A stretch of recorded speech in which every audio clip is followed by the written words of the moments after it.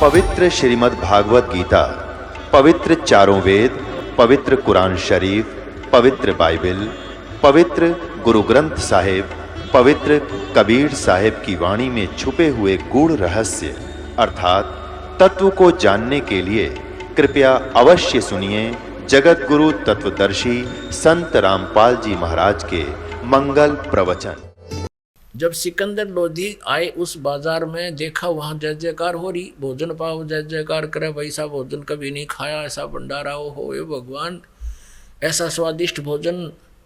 और सब कहें जय हो कबीर जी की, वह कबीर की बड़ी दया कर, उसने बड़ा भोजन करवाया। और साथ में वो बंजारे एक मोहर दें और एक दोहर दें, विदाई इस केस में भोजन खाते ही वो नारे गुण गाते जा। अब सिकंदर लोधी ने देखा भाई ये क्या, ये भंडारा कौन कर रहा है, कि ये कबीर की तरफ से चिट्ठी गई थी, कबीर दुल्हे की तरफ से वो कर रहा है। वो कहाँ है कि उसका तो पता नहीं, पर उसका एक मित्र बैठा है सामने टेंट में। सिकंदर लोधी गए, वहाँ भगवान केसो रूप में बैठे थे, एक दूसरे रूप में, बंजारे के रूप में। तब उन्होंने पूछा सिकंदर लोधी ने कि कबीर जी कहाँ हैं, आप कौन हो। परमेश्वर ने यानी केशव रूप में प्रेजेंट परमात्मा ने कहा कि मैं केशव नाम है मेरा, और मैं कबीर जी का मित्र हूँ। मेरे पास एक पत्र गया था कि एक छोटा सा भंडारा है, कुछ सामान लेते आइएगा। और ये दास उनके आदेश से हाजिर है। सिकंदर लोधी ने पूछा कि परमात्मा क्यों नहीं आए, कबीर जी कहाँ हैं, वो क्यों नहीं आए, क्या कारण है। तो उस केशव ने कहा कि उसका दास जो बैठा है उनको आने की क्या आवश्यकता है, वो विश्राम कर रहे हैं अपने घर पे। अब सिकंदर लोधी पे डटा नहीं गया, वहीं पहुंच गए और दरवाज़ा खटखटाया कि प्रभु दरवाज़ा खोलो। तब वो रविदास जी कहने लगे भगवान ये तो यहाँ भी आगे, दरवाज़ा खटखटा दिया। उन्होंने सोचा वो आगे रोटी खानी है। अब कबीर जी बोले भाई बोलिए मत ना कुंडी खोलिए और चुप करके मंत्र कर दो, या किसी प्रकार आज का दिन पूरा हो, रात को भाग जाएंगे, अपन चल पड़ेंगे कहीं दूर जाकर बसेंगे।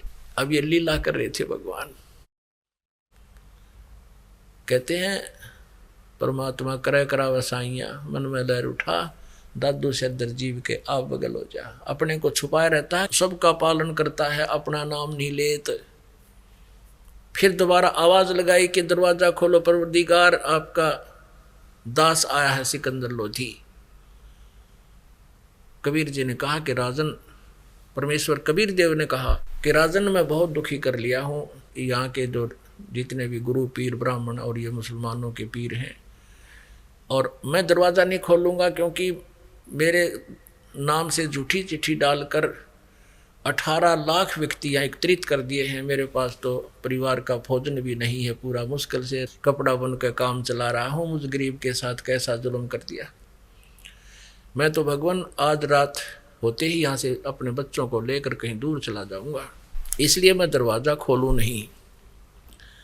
तब सिकंदर लोधी कहने लगा भगवान आप किसी और को बहका सकते हो, अपने इस दास को नहीं। मैं जान चुका हूँ आपको, हे परमात्मा आप किसी और को बहका सकते हो। हे परवरदिगार आपने वहाँ जय जयकार कर रखी, ऐसे भंडारा लगा दिया और 18 लाख व्यक्ति जीवन लाग रहे, भोजन पा रहे। एक बार आपके दर्शनाभिलाषी हैं, आप दर्शन दीजिए उनको। सभी कह रहे हैं वो ऐसा कौन है, वो महापुरुष कौन है, वो सेठ महान आत्मा जिसने इतना सुंदर भोजन और इतना जो है ना दान कर दिया हमारे को। तब कबीर जी ने दरवाज़ा खुलवाया। सिकंदर लोधी ने दंडोत प्रणाम किया मुकुट समेत चरणों में और कहा प्रभु एक बार इस हाथी पर बैठकर चलो, दुनिया देखती चला मेरे भगवान को। क्योंकि सिकंदर लोधी हाथी पर विराजमान था। नीचे उतरा, हाथी पर परमात्मा को बैठाया, रविदास जी को बैठाया और स्वयं भी बैठ गया। कबीर जी बस चौवर करने लगा। जो ही कबीर परमेश्वर जी अपनी झोंपड़ी से बाहर आए, कुटिया से, आसमान से फूलों की वर्षा होने लगी, सुगंधित फूलों की वर्षा। पूरे मेले में चले गए, सब जय जयकार करें कि ये है कबीर जी, इस पर सिकंदर लोधी चंवर करे, यो राजा चंवर करे ना, ये है वो कबीर जी। और सबको 18 लाख व्यक्तियों को 3 दिन और 3 रात भोजन कराया। और सबको प्रत्येक भोजन के बाद ऐसे ही एक दोहर और एक मोहर दे रहे थे। तीसरे दिन जब वो चलने लगे, दोनों रूप में परमात्मा डबल रोल में खड़े हैं, केशव और कबीर रूप में। सिकंदर लोधी खड़ा, शेख तकी खड़ा। शेख तकी की तो मासी मर गई जब ने देखा जयकार हो रही भगवान कबीर साहब की। उस ईर्ष्यालु दुष्ट की उसके समझ में नहीं आया कि इसे भगवान को छोड़कर तू क्या बकवास कर रहा है। परमात्मा की वाणी में है कि राज तजना सहज है, सहज त्रिया का ने, मान बढ़ाई ईर्षा दुर्लभ तजनाई। इंसान जब मान बढ़ाई और ईर्षा छोड़ दे तो ये देवता बन जा और भगवान पा सकता है, लेकिन वो छूटती नहीं। इसी रोग से ग्रस्त था शेख तकी, सिकंदर लोधी का धार्मिक गुरु। अब तीसरे दिन समापन हुआ। जितने भी सतलोक से आए हुए वो आत्माएं थी, पुण्यात्मा हंस आए हुए थे, उन्होंने बंजारे रूप में सारा सामान टेंट इकट्ठा किया और बैलों पर रखा और चलते बने। केशव वहीं खड़ा है और जब गंगा के अंदर से निकल कर जाना था सभी ने, और गंगा बहुत तेजी से बह रही थी। अब उन सभी ने गंगा से पार होना था, तो गंगा का पानी एक एक फुट रह गया नीचे एकदम। जैसे श्री कृष्ण जी को लेकर के चले थे वासुदेव, उस समय जमुना नीचे उतर गई थी, तो वह गंगा काशी के साथ से बहती है, काशी के पास एकदम एक एक फुट रह गई और सारे बंजारे और बैल पार हो गए। अब कुछ देर के बाद वहाँ वो परमेश्वर कबीर जी और उन्हीं का यानी डबल रोल केशव जी और साथ में सिकंदर लोधी और शेख तकी और कुछ व्यक्ति बहुत से काशी के खड़े। तब सिकंदर लोधी ने कहा कि हे केशव जी, हे बंजारा, आपके बैल चले गए, आप जाओ, दूर चले जाएंगे, फिर आप उनके साथ पहुंच नहीं पाओगे। उसी समय क्या देखा कि इधर देखा है कि कहाँ वो बैल, ये 9 लाख बैल और उनके साथ लाखों की संख्या में वो बंजारे, और वो गंगा पार करके जब देखा एक भी ना दिखा, कोई भी विजिबल नहीं था। तब सिकंदर लोधी ने कहा कि वो कहाँ गए सारे। अब परमेश्वर कबीर जी ने कहा कि वो गए सतलोक में। और उसी समय जो केशव रूप में खड़ा थे परमात्मा दूसरे रूप में, वो केशव वाला स्वरूप कबीर परमेश्वर जी के शरीर में समावेश कर गया। अकेले कबीर जी रह गए। बोलो सतगुरुदेव की जय। अब यहां परमात्मा कहते हैं, अब शेख तकी ने बोला इसे ऐसे भंडारे में 100 कर दूं, इसको के नारे कर दिए, आप राजा हो, आप पता नहीं कितना कुछ कर दो, इसने क्या किया है, तो डुप्लीकेट सा काम कर। अब परमात्मा सूक्ष्म वेद की वाणी में कहते हैं, कोई कहे जग जो नार करी है, कोई कहे महोछा।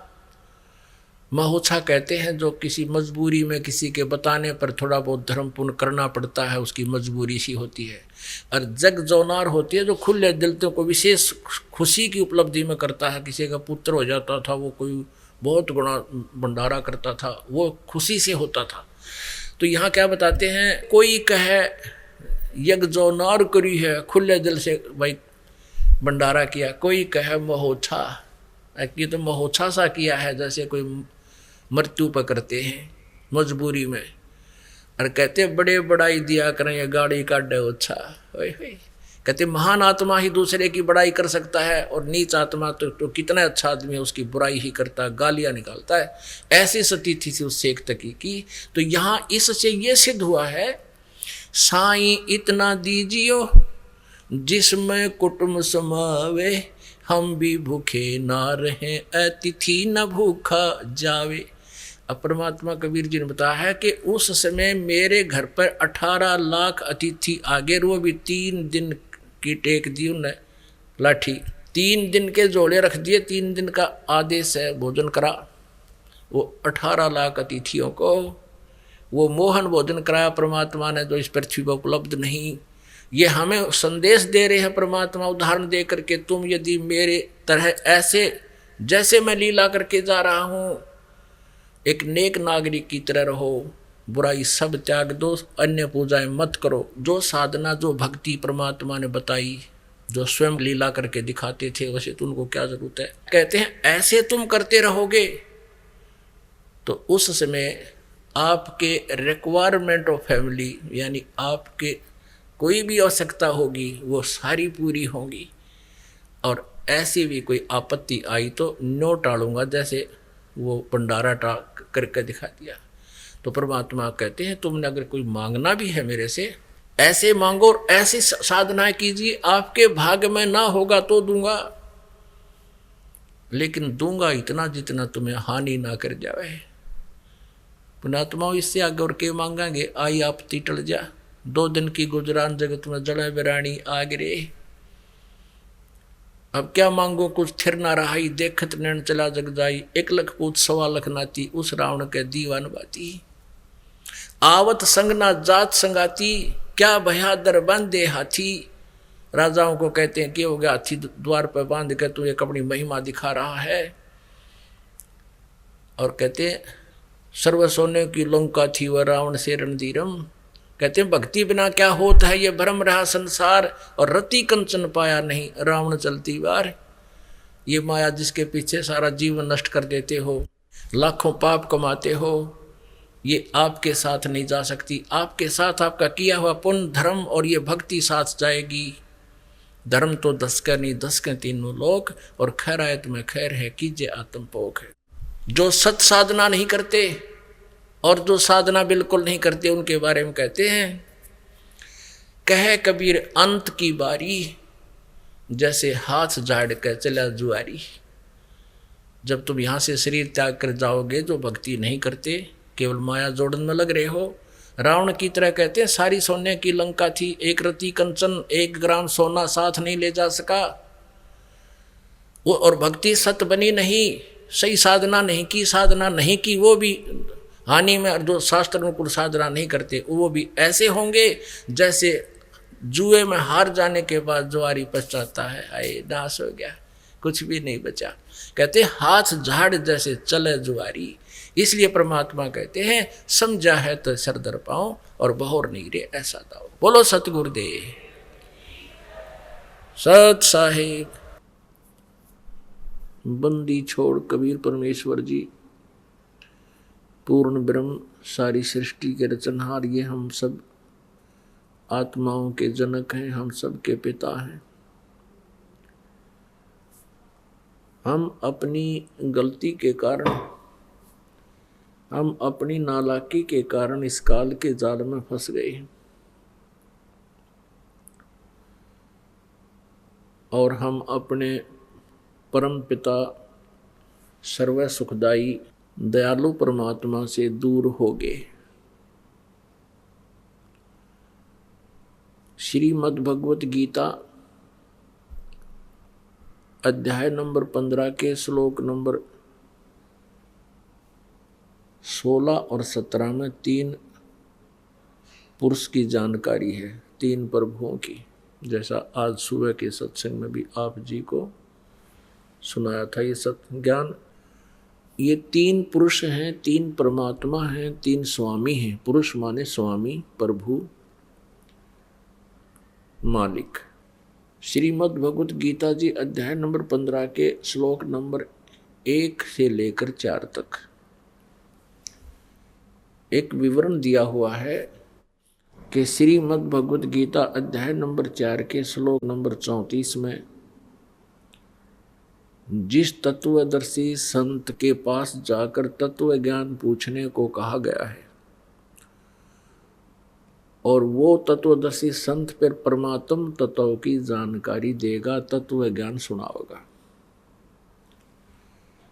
तो उसकी पहचान बताई है 15वें अध्याय के 1 से लेकर 4 में, और उस परमात्मा की जानकारी भी इन 15वें अध्याय में दी है। गीता अध्याय 15 श्लोक 1 से 4 में स्पष्ट किया है कि ऊपर को जड़ मूल, ऊर्ध्व मूलम अधः शाखम, ऊपर को जड़ वाला, नीचे को तीनों गुण रूपी शाखा वाला, ये संसार रूपी पीपल का वृक्ष कहा गया है, ऐसा जानो। और इसकी ये विभाग जो जानता है पत्तों सहित, छंदासी यस्य पर्णानि ये तम वेद स वेदवित, उस उल्टे लटके हुए संसार रूपी वृक्ष की मूल से लेकर शाखाओं और तने, तना, डार और पत्तों तक की जानकारी जो रखता है, जो संत जानता है, स वेदवित, वह तत्वदर्शी संत है। तो परमेश्वर कबीर देव जी स्वयं ही तत्वदर्शी संत की भूमिका करने के लिए वो परमेश्वर स्वयं चलकर आते हैं। ऋग्वेद मंडल नंबर 9 सूक्त नंबर 86 मंत्र 26-27 में, ऋग्वेद मंडल नंबर 9 सूक्त नंबर 82 मंत्र 1, 2, 3 में, ऋग्वेद मंडल नंबर 9 सूक्त 96 मंत्र 16 से लेकर 20-21 तक, ऋग्वेद मंडल नंबर 9 सूक्त नंबर 20 मंत्र 1 में, ऋग्वेद मंडल नंबर 9 सूक्त नंबर 1 मंत्र 8-9 में स्पष्ट प्रमाण है कि वो कबीर देव नाम का परमात्मा, कबीर देव का, हम उसको कबीर साहब कहते हैं, वो ऊपर तीसरे मुक्ति धाम में रहता है, वहाँ विराजमान है। और वहाँ से वो गति करके चल के आते हैं अपने रूप को सरल करके, क्योंकि सतलोक में, उस अमर धाम में, सनातन परम धाम में वो परमात्मा बहुत तेजों में शरीर युक्त है। उनके एक रोमकूप की रोशनी, एक रोमकूप का प्रकाश करोड़ सूर्य मिला दे और इतने ही चंद्रमा, दोनों की मिली जुली रोशनी भी परमात्मा के, परमेश्वर के एक रोमकूप के समान नहीं है। इतना तेजों में शरीर है उस भगवान का। यदि वो परमेश्वर अपने एज इट इज बॉडी में यहाँ आ जाएं, उस जो के तो शरीर, प्रकाश युक्त शरीर से यहाँ प्रकट हो जाएं, तो हम उनको देख नहीं सकते। सबकी आंखें बंद हो जा, चरम दृष्टि उनको सहन नहीं कर सकती उस प्रकाश को। इसलिए वो परमेश्वर अपने रूप को हल्का करके, सरल करके यहाँ प्रकट होते हैं। अच्छी आत्मा को, पुण्य आत्मा को, जो दृढ़ भक्त होते हैं, उनको मिलते हैं, फिर उनको तत्व ज्ञान से परिचित कराते हैं और फिर वो परमात्मा सह शरीर आते हैं, सह शरीर चले जाते हैं। वो परमात्मा फिर अपने तत्व ज्ञान को, अपने उस यथार्थ ज्ञान को अपने मुख कमल से बोलते हैं। इसलिए श्रीमद् भगवत गीता अध्याय नंबर 4 के श्लोक नंबर 32 में कहा है कि जो यज्ञों की जानकारी, यज्ञ माने धार्मिक अनुष्ठानों की जानकारी, गीता जी अध्याय नंबर 4 के श्लोक नंबर 25 से लेकर 31 तक कहा है। उसमें सभी साधक कोई कैसी साधना करता है, कोई हठ योग करता है, कोई स्वाध्याय करता है, कोई देवताओं की पूजा करता है, कोई प्राण अपान की क्रियाओं में ही लगा रहता है, कोई अहिंसावादी व्रतों को ही करता है। तो इस प्रकार के चौथे अध्याय के 32वें श्लोक में कहा कि इस प्रकार के धार्मिक अनुष्ठानों की जानकारी विस्तार के साथ सच्चिदानंद घन ब्रह्म की वाणी में, जैसे आज सुबह दिन में भी बताया था, यही जानकारी दी थी आपको, क्योंकि ये अध्यात्म ज्ञान है और आप जिन कभी सुना नहीं, इसलिए बार बार आपको ये आवर्ती करके आपके कंठस्थ कराया जा रहा है। क्योंकि हमने अज्ञान को भी ऐसे ही सुना है, हजारों बार सुन रखा है, फिर फाइनल हो गया। वो गलत ज्ञान भी हमने ठीक लगने लग गया। अब सत्य ज्ञान को भी इतना ही सुनना पड़ेगा, तभी ये हमें स्वीकार्य होगा। और हम परमात्मा को पहचान पाएंगे।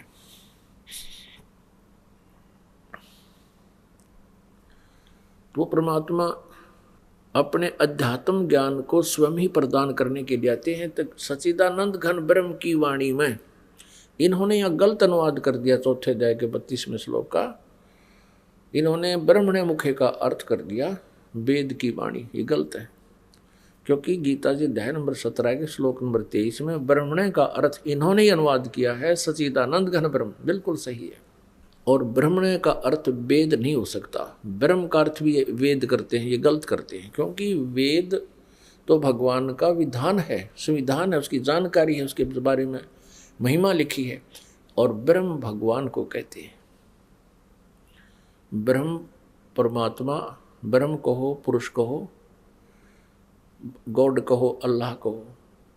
लेकिन यहाँ सरपुरुष, अक्षर पुरुष, सरब्रह्म, अक्षर ब्रह्म, परम अक्षर ब्रह्म इसलिए कहना पड़ा क्योंकि ये अन्य भी अपने आप को यहाँ प्रभु बनाए बैठे हैं। तो यहाँ लिखा को सच्चिदानंद घन ब्रह्म की वाणी में विस्तार से कहे हैं यज्ञों की जानकारी, और उनको कर्म जान, वो कर्म करते हुए अपना दैनिक कार्य करते हुए उनकी उसका सिमरन अनुष्ठान यानी होता है, और उसको जानकर फिर सभी कर्मों से मुक्त हो जाता है। तो वो सच्चिदानंद घन ब्रह्म की वाणी, ब्रह्मणे मुखे का अर्थ है सच्चिदानंद घन ब्रह्म यानी परम अक्षर ब्रह्म, पूर्ण परमात्मा, सत्य पुरुष के मुखारविंद से उच्चरित वाणी। उसमें विस्तार से कहा। तो उस वाणी में परमेश्वर कबीर देव जी ने कहा है 15वें अध्याय का 1, 2, 3, 4 इसका, और 16 और 17 में उल्टे लटके हुए संसार की वृक्ष की जानकारी देते हुए परमेश्वर ने बताया है। अब गीता अध्याय नंबर 15 का श्लोक नंबर 1 में स्पष्ट किया है कि जो संत, जो व्यक्ति, जो कोई भी इस संसार रूपी वृक्ष के सभी विभागों को पत्तों सहित बता देगा, जड़ से लेकर टहनी तना सब कुछ बता देगा, वो तत्वदर्शी संत है, वो वेद के तात्पर्य को जानने वाला है। तो परमात्मा स्वयं ही तत्वदर्शी संत बनकर आते हैं। वो भूमिका भी वो स्वयं ही करते हैं। क्या बताया है मालिक ने? कबीर अक्षर पुरुष एक पेड़ है, निरंजन वा की डार, तीनों देवा शाखा है, भाई पातरो पसंसार। ये देखिएगा परमात्मा ने जो बताया है वो देखिएगा। संसार रूपी वृक्ष श्रीमद् भगवद गीता अध्याय 15 के श्लोक नंबर 1 से लेकर 4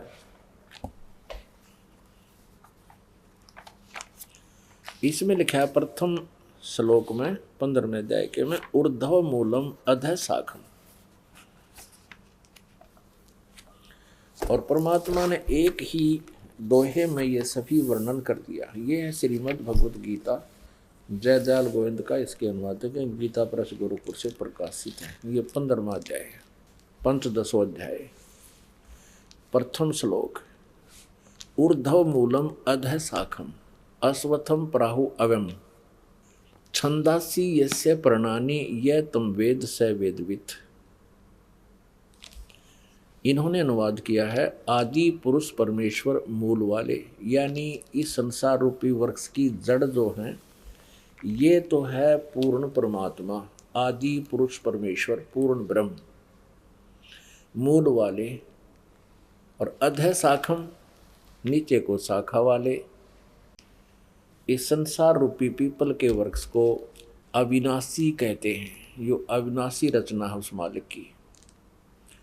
और छंदासी यस्य प्रणानी, जिसके पत्ते वगैरह ये विभाग हैं उसके। ऊर्ध्व मूलम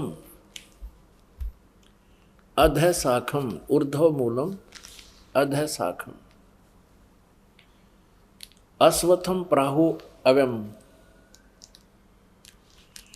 छंदासी यस्य प्रणानी, यानी इसके छंद विभाग जड़, तना, मोटी डार, शाखा और ये पत्ते, प्रणानी माने पत्ते। और जो इस पूरे संसार रूपी वृक्ष की सभी विभागों को बता देता है, इसके छंद यानी विभागों को बता देता है।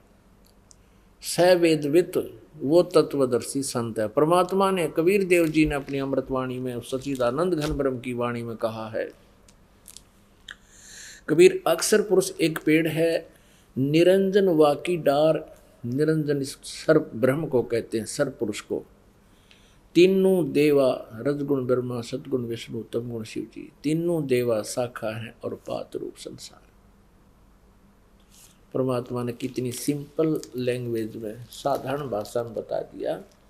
15वें अध्याय का पूरा सारांश कि अक्षर पुरुष एक पेड़ है। ये जमीन से जो बाहर दिखाई देता है जो पोर्शन, उसको पेड़ बोलते हैं। ये सारा एक पेड़ हो गया। अक्षर पुरुष एक पेड़ है, निरंजन वाकी डार, ये सरब्रह्म भी बोलते हैं इसको, सरपुरुष भी, सरब्रह्म, सरपुरुष, सरब्रह्म भी कहते हैं इसको, सरपुरुष भी कहते हैं, काल ब्रह्म भी कहते हैं, डार भी। ये डार है और इसके 3 शाखा हैं। इस सरब्रह्म के, ज्योत निरंजन के ये 3 पुत्र हैं, रजगुण ब्रह्मा जी, सतगुण विष्णु जी, तमगुण शिव जी।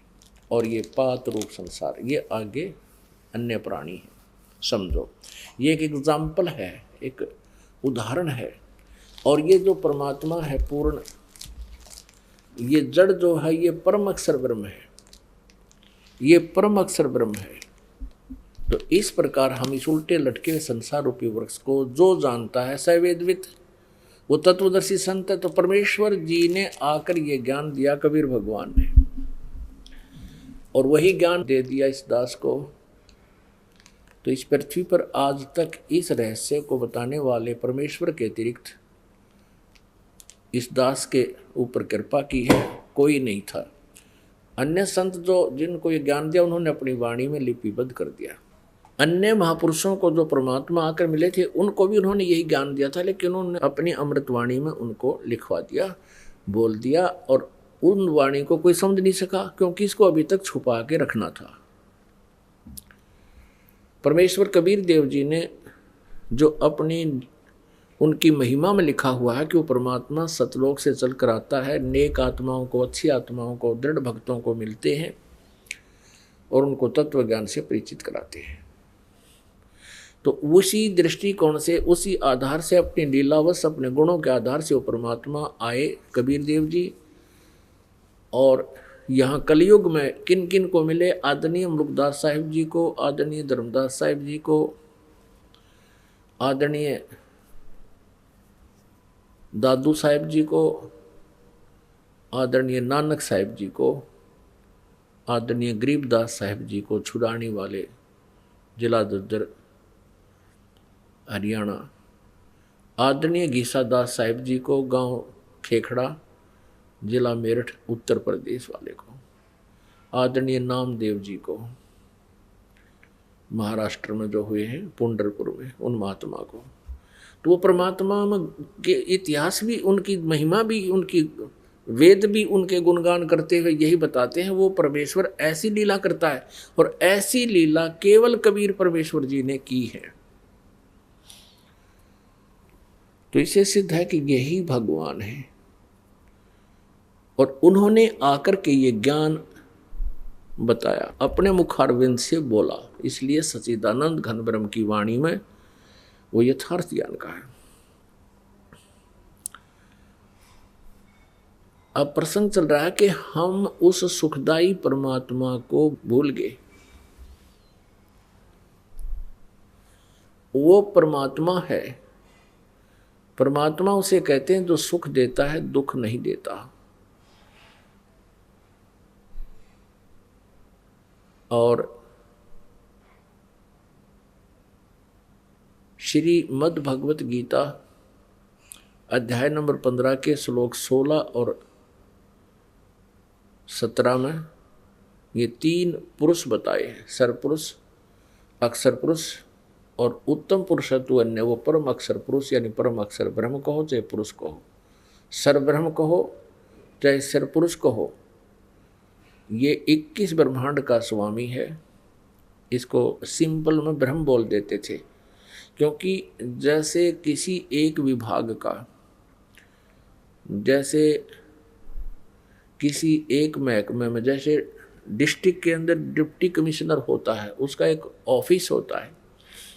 उस ऑफिस में जितने भी, उसके कार्यालय में जितने भी कर्मचारी अधिकारी कार्यरत होते हैं, वो एक दूसरे से संबोधन करते हैं कि ये काम, ये कार्य साहब ने बोला है। वो ये नहीं कहते बार बार कि डीसी साहब ने बोला है। उनके लिए अंडरस्टूड होता उनका साहब डिप्टी कमिश्नर या डीसी है। इसी प्रकार कोई एसपी ऑफिस में काम करते हैं तो वो को काम, एक कार्य एक दूसरे को बताते हैं कि ये ऐसा करो, साहब ने बोला है। उनके लिए अंडरस्टूड है एसपी साहब और उनके लिए अंडरस्टूड है डीसी साहब। तो इसी प्रकार यहाँ जो 21 ब्रह्मांड में ब्रह्म जो बोलते थे, ब्रह्म ये यहाँ का भगवान है, स्वामी है, इसलिए ब्रह्म मेन प्रभु हुआ। इनके लिए यही सुप्रीम बोझ था, इनका यू हिसाब था। अब परमेश्वर ने आके इसको बताया कि ये सरपुरुष है, ये तो नासवान प्रभु है। ब्रह्म कहो चाहे प्रभु कहो, स्वामी कहो, मालिक कहो। और फिर बताया कि एक अक्षर पुरुष है जिसको परब्रह्म बोलते हैं, वो 7 शंख ब्रह्मांड का स्वामी है, नील पद्म शंख।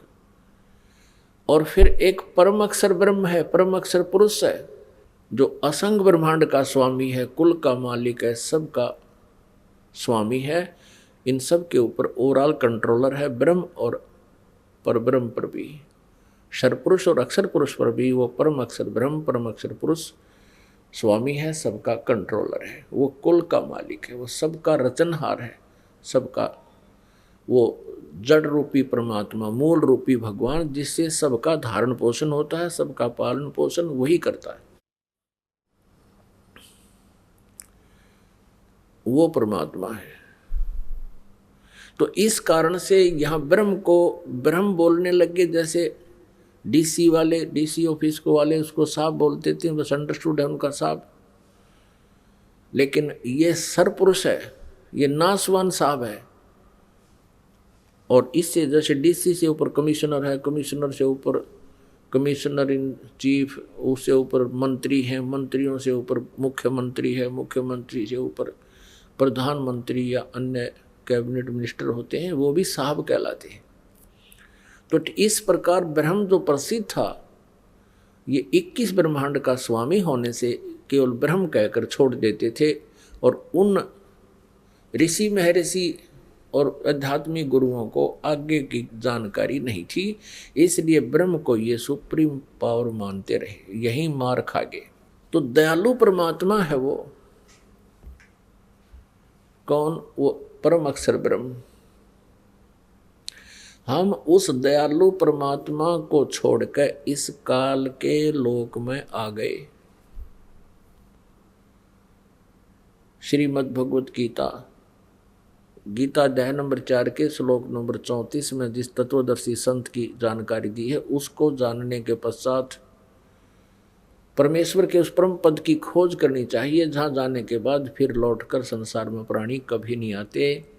और जिस परमेश्वर ने सारे ब्रह्मांडों की रचना की है, अर्थात जिससे संसार रूपी वृक्ष की प्रवृत्ति विस्तार को प्राप्त हुई है, भावार्थ है कि जिस परमेश्वर ने संसार रूपी वृक्ष की रचना की है, बनाया है, और उसी की पूजा करनी चाहिए, अन्य किसी की नहीं। ये गीता ज्ञानदाता स्वयं कह रहा है, जो गीता ज्ञानदाता से अन्य सुप्रीम पावर पूर्ण परमात्मा है।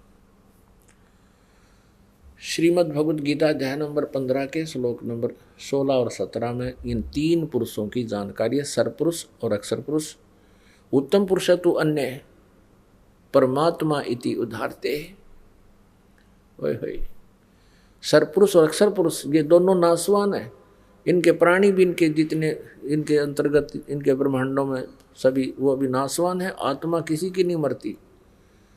फिर 17वें श्लोक में 15वें अध्याय गीता जी में कहा है कि उत्तम पुरुषत्व ने श्रेष्ठ परमात्मा तो इन दोनों से कोई और है, अन्य है, और वही वास्तव में परमात्मा कहलाता है। वही परमात्मा इति उदाहरते, उसको परमात्मा कहा जाता है। वास्तव में वो परमात्मा है। परमात्मा की परिभाषा क्या है? परमात्मा श्रेष्ठ आत्मा। अपनात्मा यहाँ के मालिक को परमात्मा कैसे कहे? इस ब्रह्मांड के अंदर जो जुल्म हो रहा है जीव के साथ, कोई कुत्ता बना है, कोई गधा बना है, कोई किसी योनि में कष्ट पा रहा है, मनुष्य है कोई सुखी नहीं, मनुष्य जीवन में कोई सुखी नहीं, किसी का हाथ कट गया, किसी कोई अंधा है, कोई लंगड़ा है, कोई लूला है। पहले तो ये मन एजेंट छोड़ दिया इसने, इस आत्मा के ऊपर एक मिसगाइडर छोड़ दिया, इसका गाइड बना दिया, लेकिन ये करता है मिसगाइड इसको अपने स्वार्थवश और जीव को यहाँ फंसाए रखने के लिए और परेशान करने के लिए। इसने मन के को अपना एजेंट छोड़ रखा, आत्मा के साथ जोड़ दिया। गधे और गाय को एक ही रस्से से बांध दिया टाइट। अब दोनों के स्वभाव में बहुत अंतर होता है, गाय और गधे के। आत्मा गाय है, मन गधा है। इसकी सारी उल्टी नेचर है, आत्मा की नेचर इसके विपरीत है। वो सीधा साधा अपने अच्छे काम करना चाहता है, परमात्मा भक्ति चाहता है। तो पहले तो ये मन सारी बकवाद करवाता है। देखो भोजन कितना सुंदर आहार है, खाना बनाओ, रोटी बनाओ, हलवा बना लो, पूरी बना ले, कचौरी बना ले, सब्जी, दही, बड़े, किशमिश, काजू, सेब, संतरे, कितने सुंदर आहार है। लेकिन इसने कर्म बिगड़वाने से मतलब है बीड़ी पी होगा। जब बस सीख लेंगे एक दूसरे ने, कितना आग लगी सारे का। बताया बीड़ी पीने की चीज है, हुक्का पीने की वस्तु है। और ये मांस खाते हैं, एक जीव को मार के, अंडे फोड़ के खाते हैं। अंडे का अंदर से निकला हुआ वो पदार्थ, उसको देख के भी उल्टी गिर जा, ऐसा गंध है उसमें, और उसको मुंह का लाकर फोड़ के पी जाते हैं। और तेरा गजब है। तो ये मन सारे कुकर्म करवाता है, शुक्रम नहीं करवाता। और फिर जैसे कोई चोरी करता है, कोई डाके मारता है, कोई हत्याएं कर देता स्वार्थवश पैसे के लालच में, और फिर उसको भोगने पड़ते हैं। अब ये काल क्या कहता है कि मैंने तो एक न्यायाधीश बैठा रखे हैं और उसको आदेश दे दिया है कि जो जैसे कर्म करे वैसे फल दे दे। अब ये कर्म तो आप गलत करवा देता है और फिर सजा का पात्र प्राणी खुद होता है।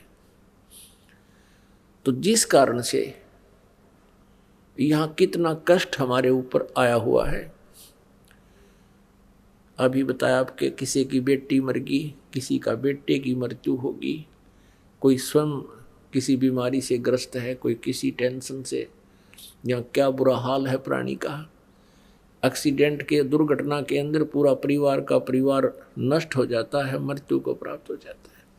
किसी को कैंसर है, कोई किसी रोग से ग्रस्त है, कोई किसी टेंशन से ग्रस्त है। इस स्थिति को देखकर क्या यहाँ के भगवान को, क्या यहाँ के मालिक को भगवान कह सकते हैं? क्या ये परमात्मा कहने योग्य है? कभी नहीं। ये परमात्मा नहीं है। परमात्मा का अर्थ है जो दुख ना दे, सुख ही सुख दे। इसलिए श्रीमद् भगवत गीता अध्याय नंबर 15 के श्लोक नंबर 16 और 17 में 3 प्रभुओं की पहचान बताई। 3 पुरुष, सरपुरुष और अक्षर पुरुष तो ये नासवान है, इनके अंतर्गत जितने प्राणी वो भी नासवान हैं, ये भी दुखी हैं। जन्म मृत्यु जहाँ वहाँ दुख ही दुख है। फिर 17वें श्लोक में कहा 15वें के में कि उत्तम पुरुषत्व ने, वो दयालु भगवान, वो श्रेष्ठ प्रभु, उत्तम पुरुष, उत्तम माने अच्छा, अच्छा भगवान। तो इसे सिद्ध है कि ऊपर वाले अच्छे नहीं है, इसलिए इसको पुरुषोत्तम कहा, उत्तम पुरुष कहा। फिर कहा कि इसको परमात्मा कहा जाता है, इसको परमात्मा कहा जाता है। उत्तम पुरुष तो अन्य परमात्मा इति उदाहरतः, ये परमात्मा कहलाता है। यह लोक तरह आविश्य विवर्ती अवय ईश्वर है। ये तीनों लोकों में प्रवेश करके सबका धारण पोषण करता है। ये है वास्तव में अविनाशी परमात्मा परमेश्वर। अब 15वें अध्याय के 16वें श्लोक में अक्षर पुरुष लिखा है। अक्षर पुरुष, अक्षर का अर्थ होता सर माने नाशवान। सर पुरुष तो ये ब्रह्म है, किस ब्रह्मांड का स्वामी, जिसे ज्योति निरंजन काल भी कहते हैं। और अक्षर पुरुष का अर्थ होता है अविनाशी प्रभु। अक्षर का अर्थ अविनाशी होता है, लेकिन ये फिर नाशवान भी कहे हैं। इनके और इनके अंतर्गत जितने प्राणी सबका सब नाशवान है। अब जैसे और फिर कहा 15वें अध्याय के 17वें श्लोक में गीता जी में कि उत्तम पुरुषत्व परमात्मा इति उदाहरतः, यह लोक त्रयमा विषय विवर्ती अवय ईश्वर। अवय माने अविनाशी, जिसका नाश ना हो। वास्तव में वो तीसरे नंबर का जो परम अक्षर ब्रह्म है, परम अक्षर पुरुष है, वो है अविनाशी। अक्षर पुरुष भी अविनाशी कहा, लेकिन यहाँ डिफाइन किया है गीता ज्ञानदाता ने, क्योंकि ये गॉड गिवन स्पिरिचुअल नॉलेज है जो इस ब्रह्म को दिया था परमात्मा ने वेदों में। वेदों वाला ज्ञान इस काल ने ब्रह्म ने स्वयं बोलना पड़ा उस माल्य के आदेश से। तो इसमें कहा कि वो है अवय ईश्वर है। अवय माने अविनाशी। अब अक्षर का भी अर्थ अविनाशी होता है, लेकिन ये कैसे अविनाशी अक्षर पुरुष कह दिया, इसका यहाँ थोड़ा सा विस्तार से विवरण देना पड़ेगा। जैसे सरपुरुष यानी ब्रह्म, सरब्रह्म, इसकी आयु कितनी है।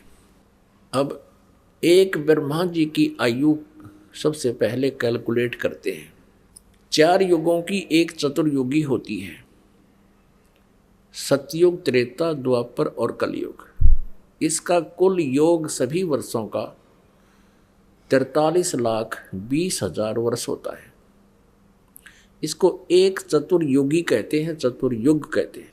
ऐसे ऐसे 1000 चतुर्युग का ब्रह्मा जी का दिन इतनी ही रात्रि होती है। और ऐसे बने हुए 30 दिन रात का 1 महीना और 12 महीने का 1 वर्ष। ओहो। और 100 वर्ष की ब्रह्मा जी की आयु, ऐसे 100 वर्ष की। अब ब्रह्मा जी से 7 गुना विष्णु जी की यानी 700 वर्ष ऐसे बने हुए, और विष्णु जी से 7 गुना शिव जी की आयु अधिक 4900 वर्ष की। 4900 वर्ष ऐसे बने हुए। और फिर उसके बाद इन तीनों की मृत्यु होती है। और जैसे ब्रह्मा जी की मृत्यु से पहले ही ये सरपुरुष यानी काल अपनी पत्नी दुर्गा के संयोग से एक पुत्र उत्पन्न कर लेता है। उसी समय उसको कोमा में रखता है। वर्तमान ब्रह्मा की मृत्यु होते ही उसको ऐसे ही रख देगा कमल के फूल पर। फिर उसके नए सिरे से जीवन शुरू होगा। तो ऐसे जब 70,000 बार ये शिव मर जाएंगे, जिसकी आयु ब्रह्मा जी से 49 गुना ज़्यादा है, यानी 7 गुना तो विष्णु जी की होगी ब्रह्मा से ज़्यादा, विष्णु जी से ज़्यादा होगी शिव जी की 7 गुना, यानी 49 गुना ब्रह्मा से ज़्यादा आयु है शिव जी की। तमोगुण शिव की, काल के पुत्र, ये तीनों ब्रह्म के पुत्र। तो 70,000 बार जब शिव जी की मृत्यु हो लेगी, तब एक ब्रह्मांड का विनाश होगा। और ब्रह्मलोक में युग काल रहता है, ब्रह्म रहता है, इसकी भी मृत्यु होगी और दुर्गा की भी मृत्यु होगी। वो युग होगा।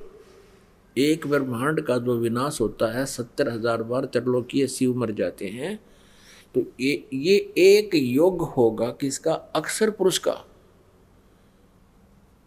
पुण्यात्मा ऐसे ढंग से आपको समझा देगा ये दास इस ज्ञान को, उंगलियों पर आ जाएगा आपके ये सारा।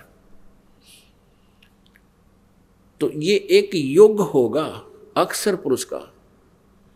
ऐसे 1000 युग की अक्षर पुरुष का दिन और इतनी ही रात्रि, ऐसे बने हुए 1000 युग का दिन इतनी ही रात्रि, फिर 30 दिन रात का महीना, 12 महीने का 1 वर्ष और 100 वर्ष की आयु है इस अक्षर पुरुष की। अब देखो पुण्यात्मा, इतनी लंबी उम्र है इसकी, इसलिए इसको भी अक्षर पुरुष कह दिया। बताओ, और फिर भी इसकी मृत्यु। अब परमात्मा कबीर देव जी अपनी सच्चिदानंद घन ब्रह्म की वाणी में कहते हैं, एती उम्र बुलंद मरेगा अंतरे, क्योंकि सतगुरु लगे न कान न भेंटे वो संतरे। एती उम्र बुलंद मरेगा अंतरे, सतगुरु लगे न कान न भेंटे वो संतरे।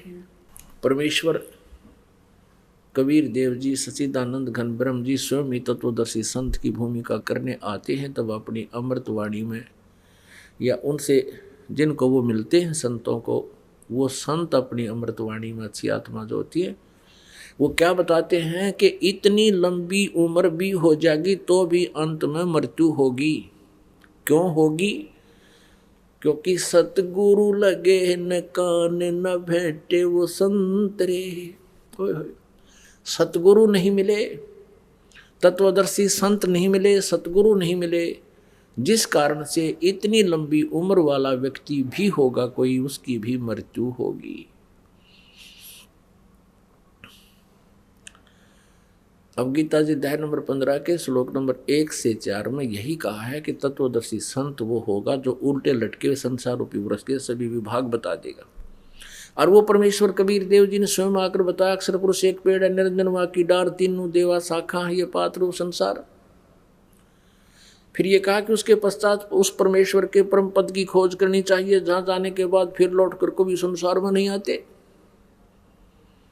और जिस परमेश्वर ने सारे ब्रह्मांडों की रचना की है वो वही पूजा के योग्य है, उसकी पूजा करो, नथिंग एल्स। गीता ज्ञानदाता कहता है। तो यहां पुण्यात्माओं ये स्पष्ट हो गया कि इसको अक्षर पुरुष इसलिए कहा है कि इसकी उम्र लंबी घनी है। जैसे एक तो सफेद मिट्टी चीनी होती है, जिसको चीनी का बोलते हैं, कप, वो तो अंडरस्टूड है, हाथ से छूट गया और पक्के फर्श पर गिर गया, गिरते टुकड़े टुकड़े हो जाएगा। ये स्थिति तो समझो सरपुरुष की, ब्रह्म की, और इसके अंतर्गत जितने प्राणी हैं इनकी इतनी उम्र है। हालांकि हमारी दृष्टिकोण से तो बहुत लंबी उम्र है इनकी। ब्रह्मा जी का एक दिन 1000 चतुर्युग का, एक चतुर्युग में हमारे वर्ष यहाँ के 43,20,000 और फिर 100 वर्ष की उम्र उसकी उत्तराग जो।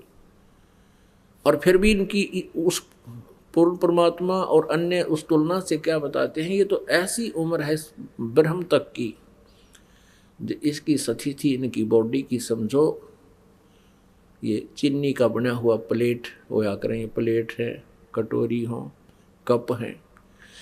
और अक्सर पुरुष समझो स्टील की बॉडी है इसकी, ये समझ लो, चाय पीने का कप समझ लो। अब वो गिर जा तो टूटा नहीं, जल्दी सी वो खराब हो रही क्योंकि स्टील है, लेकिन स्टील को भी जंग लगेगा, इस्पात को भी जंग लगेगा, उसका समय बहुत लंबा होता है। इसलिए इसको अविनाशी इसको भी कह दिया, लेकिन ये वास्तव में अविनाशी नहीं है, इसका विनाश होगा। और अक्षर पुरुष तो उत्तम पुरुषत्व है। अब तीसरी धातु सोना होती है, स्वर्ण, गोल्ड। अब उसको ना जर लगे ना कुछ हो, कितने वर्ष रखे रखो। तो ऐसे इन भगवानों की स्थिति से परिचित होने के लिए अब इसको अक्षर पुरुष कहा है। गीता अध्याय नंबर 15 के श्लोक नंबर 16 में सरपुरुष और अक्षर पुरुष। सरपुरुष ये ब्रह्म है, अक्षर पुरुष ये परब्रह्म है, जो 7 संग ब्रह्मांड का स्वामी है। इसको अक्षर माने अविनाशी भगवान कह दिया, लेकिन फिर बताया कि इनकी मृत्यु है, इनकी भी, इनके अंतर्गत जितने प्राणी सबके स्थूल शरीर नाशवान है, जीवात्मा मरती नहीं। 15वें अध्याय के 17वें श्लोक में कहा है कि उत्तम पुरुषत्व ने परमात्मा इति उदाहरते ये लोग तरम अविश्य विभर्ति अवे ईश्वर है, वो है वास्तव में अविनाशी परमात्मा। होय होय। गीता जी अध्याय नंबर 8 के श्लोक नंबर 17 में कहा है कि ब्रह्म ने, यानी इस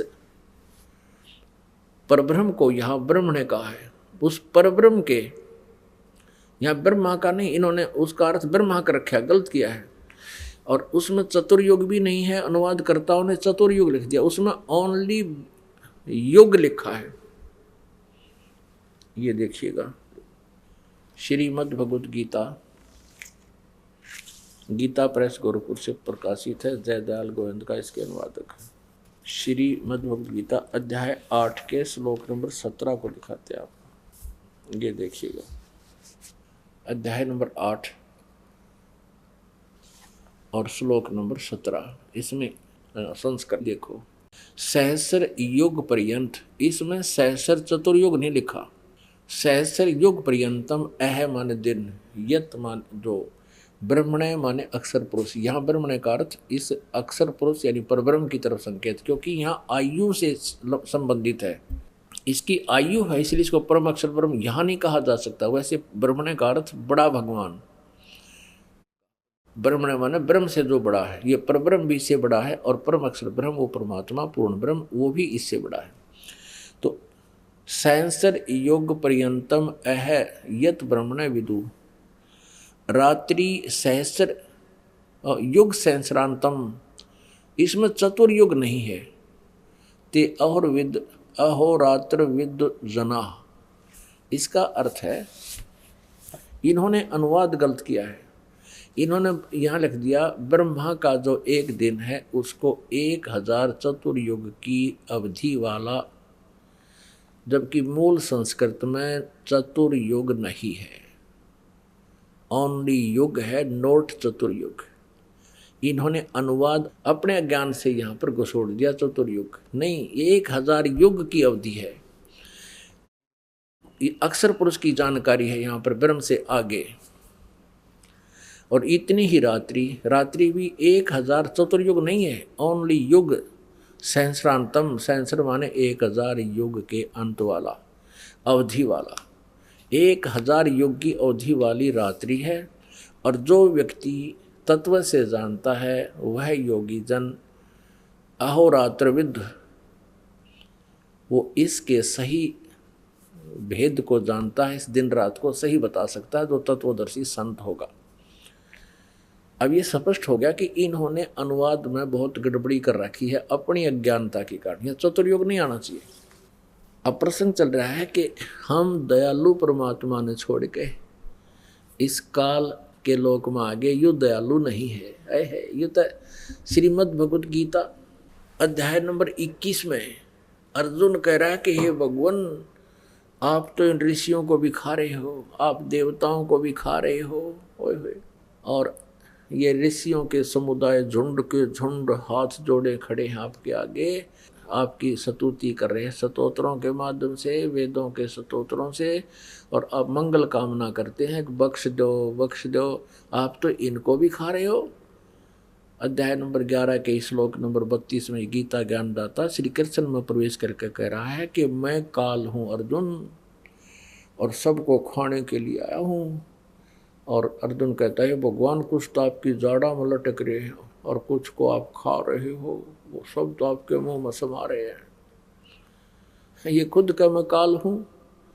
अर्जुन का तुम तो उनको भी खा रहे हो जो आपकी स्तुति कर रहे हैं। पुण्यात्मा, जब तक हम इस काल के इंद्रजाल को नहीं समझाएंगे हम भक्ति नहीं कर सकते। हम यहीं इस काल के ही इस भूल भुलैया में, इसके ये इस चकाचौंध में यहीं भूले रहेंगे और जीवन व्यर्थ कर जाएंगे। परमात्मा के ज्ञान को समझकर फिर परमेश्वर कबीर देव जी की शरण में रहते हुए, मर्यादा में रहते हुए आप अपनी सच्ची भक्ति करते रहना। आपको यहाँ के सुख भी सबसे ज़्यादा मिलेंगे, लेकिन वो उतने ही देगा भगवान जितने आपको आवश्यक होंगे। तो ऐसे आप इसका करके देखना भक्ति भगवान सतपुरुष की। तो कहने का भाव ये है कि वो दयालु भगवान है और ये काल भगवान है जहां हम रह रहे हैं। और ये खुद भी कहता मैं सबको खाने के लिए आया हूं, मैं काल हूं, मैं प्रवृत्त हुआ हूं। तो यहाँ कोई भी ऐसी व्यवस्था हमें नहीं लगती जिसके हम परमात्मा को दयालु कह सकें, यहाँ के मालिक को। हम जिस आधार से ये कह सकें ये भगवान दयालु है,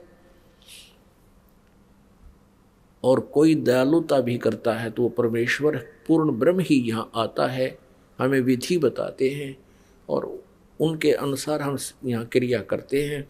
तो इस काल का जो नियम है वो भी स्थिर हो जाता है। काल का नियम है कि जिसकी जितनी आयु निर्धारित है उसकी मृत्यु उस समय निश्चित होगी, और जिसको कोई आपत्ति आनी है उसके प्रारब्ध में संस्कार में है तो वो भी उसने भोगनी ही पड़ेगी। और पूर्ण परमात्मा सतपुरुष कबीर देव जी की शरण में इस दास के माध्यम से यथार्थ मंत्र का जाप करते हुए मर्यादा में रहोगे, आप जी के ऊपर कोई आपत्ति आपके प्रारब्ध वाली नहीं आएगी। और आपकी मृत्यु होनी हो आपके संस्कार में, वह मृत्यु भी नहीं होगी। तो ये है दयालु परमात्मा पूर्ण ब्रह्म। इस काल के आपत्ति वाले जो इसके हथियार हैं, जो इसके नियम हैं, उनको भी स्टेबल कर देगा, स्थिर कर देगा, जाम कर देगा। अब यहाँ कुछ एक भक्त कहते हैं कि भगवान को दयालु कहते हैं, या बुरा हाल हाहाकार में चली है, दयालु कैसा हुआ? जिस लोक में ये कष्ट नहीं है वो परमात्मा वहाँ का मालिक है, और वहाँ जाने के बाद आपको कोई कष्ट नहीं होगा। जरा मरण मोक्षाय मम आश्रित यतंती, ये ब्रह्म तत्विदु अखिल अध्यात्म कृष्णम, सभी कर्मों को और सभी अध्यात्म को जो जानता है और तत्ब्रह्म को जो जान चुका है, वो जरा मरण मोक्षाय यतंती, वे जरा और मरण से छुटकारे के लिए ही प्रयत्न करते हैं।